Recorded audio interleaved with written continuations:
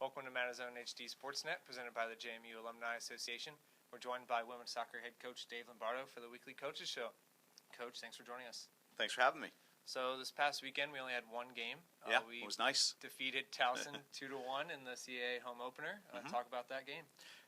Very tough game. Towson is, we talked last week, Towson's having their best career start ever, and I'm not sure if you're aware of this or not, but Coach Painter was my assistant coach here for over eight years. So there's a special extra to that type of game. He really wants. They've not beaten us yet. With both Greg as the head coach and then the previous head coach with it. And so I think there's a little extra that goes into the preparation for them for that game. But I thought they were a very, very good Towson team. They made it very difficult for us to play in the first half. We figured out some things and changed some things at halftime that opened up two nice goals that came like a minute and a half from each other with our two leading scorers right now. So it kind of scripted out the way that we were hoping it would, but we were hoping it would have done that a little bit earlier. We were up 2-0, and we were trying to manage the game out, and their leading scorer, Pinckney, got free. She's really dangerous, very fast, and is playing with a lot of confidence right now. She scored a really nice goal. So if you're a fan of good goals and good soccer, that was a good game to be attending. And yeah, after that game, we talked a little bit about balancing out the attack. I know Allie Bunner and Ashley Harden have really carried the load. But one stat that I did pick up on this week was that we've had 21 assists on the 19 goals we've scored this season, albeit some of those are double assists on same goals. Sure, but I do think that somehow represents some balance there. What do you think about that? Yeah, I think like Sydney Braun-McLeod probably had her best game of the season. She was really dynamic. She was getting around the outside right back quite a bit. She assisted on the first goal by just driving a ball across. That was difficult for their center backs to clear, and Ashley jumped on the rebound with that. And we've switched a little bit.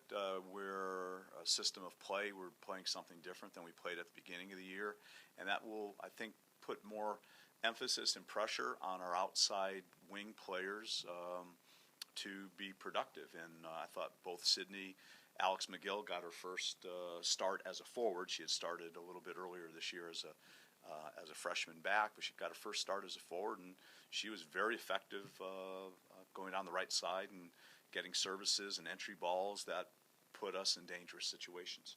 And now going forward, we hit the road this weekend. Another two games. We are at Delaware and then at Drexel. Talk about those matchups going in. Well, they're teams that this past weekend they both suffered some losses that they weren't expecting.